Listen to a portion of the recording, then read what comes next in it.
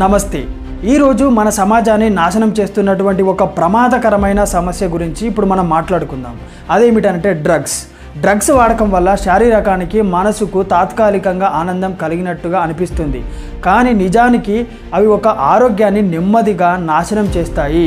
గుండె, మెదడు, కాలేయం లాంటి ముఖ్యమైన అవయవాలపై దెబ్బతీస్తుంది। ఇంకా ముఖ్యంగా యువతలో చదువు, కెరియర్, కుటుంబ జీవితం అన్నీ ప్రమాదంలో పడతాయి।